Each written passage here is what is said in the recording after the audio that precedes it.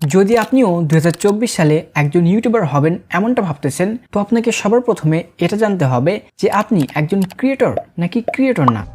পাগল নাকি? এটা আমরা নিজেরা কিভাবে জানবো?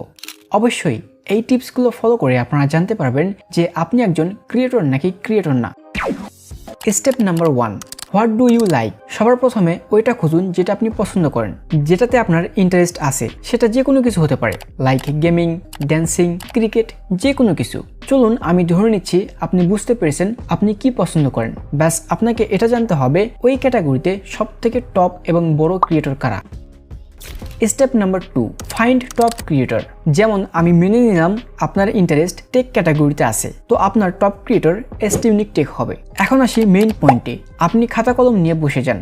আপনাকে এসটিউনিক টেকের রিসেন্ট 10টি ভিডিও খুব ভালো করে দেখতে হবে। কমও দেখতে পারেন, অ্যাটলিস্ট আমার কথা যদি মানেন তাহলে কমপক্ষে 5টি ভিডিও দেখুন। এখন আপনাকে বাস এটা নোটিশ করতে হবে এসটিউনিক টেকের ভিডিওতে আপনি কি অ্যাড করতে পারবেন, অথবা এটাকে এইভাবে বুঝুন এসটিউনিক টেকের ভিডিওতে কি কম আছে। আপনাকে এটা খুঁজতে হবে। হ্যাঁ, এটা সহজ না। যদি সহজ হতো তো সবাই ইউটিউবার হতো, তাই না? ওকে, সেই কম যে কোনো জায়গায় হতে পারে, তার ডায়লগ, তার এডিটিং, থাম্বনেল, যে কোনো জায়গায়। যদি আপনি এই কম বিষয়ের উপরে একটি ভিডিও বানিয়ে আপলোড করেন তাহলে লোক আপনাকে এসটিউনিক টেকের থার্ড কপি বলবে। এটা থেকে বাঁচার জন্য আপনাকে ছোট্ট একটা কাম করতে হবে। Step number 3, audience demand. লোক কপি তো তখন বলবে, তাই না, যখন আপনি তাদের ভিডিও কপি করবেন। ঠিক যদি আমি বলি আপনাকে তাদের প্রথমে ভিডিও বানাতে হবে, তাহলে বুঝতে পারলেন না তো? ধরুন এসটিউনিক টেক এই মাসে how to get more views এই বিষয়ে ভিডিও বানালো, কিন্তু এই ভিডিও 3 মাস আগে থেকেই ইউটিউবে ট্রেন্ডিং আছে। ওকে, যদি আপনিও how to get more views এর উপরে আগের মাসে একটি ভিডিও বানান, তাহলে কি এসটিউনিক টেককে কপি করেছেন? ওকে, নাইস, আপনার 70% কাজ হয়ে গেছে। কিন্তু এই সকল কিছু করার পরেও আপনার ভিডিওতে ভিউজ আসবে না, কারণ আপনি ওটা করতেছেন যেটা আপনার পছন্দ। এটাকে এইভাবে বুঝুন আপনি বাস শুধু স্টার্ট করেছেন। তো এখন অনেক মানুষ হবে যারা এই নিশে আপনার অনেক আগেই থাকবে, কিন্তু তাদেরকে কমপ্লিট করা এতটাও কঠিন নয় যতটা কঠিন আপনারা ভাবতেছেন।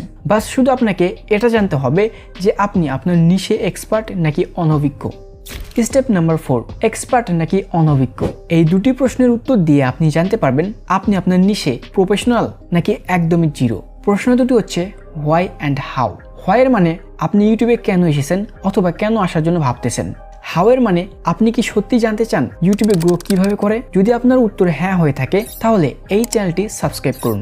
ওকে, যদি আপনার শুধু হোয়াইয়ের উত্তর জানা থাকে তাহলে দুঃখজনকভাবে আপনি 98% লোকের মতো, যারা 10 থেকে 15টি ভিডিও আপলোড করে ভাবে যে ইউটিউবিং আর আমার জন্য না, আর ছেড়ে দিয়ে অন্য কিছু করতে লাগে।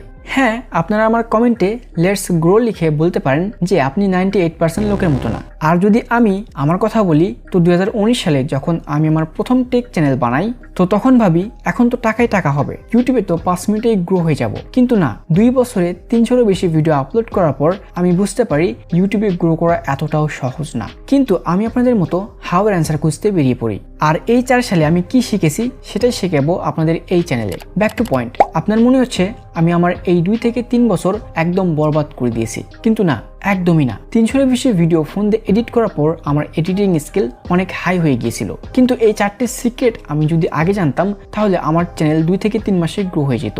আপনি এই ভিডিও দেখে জানতে পারবেন যে ওই 4টি সিক্রেট কি। তো দেখা হবে সেই ভিডিওতে।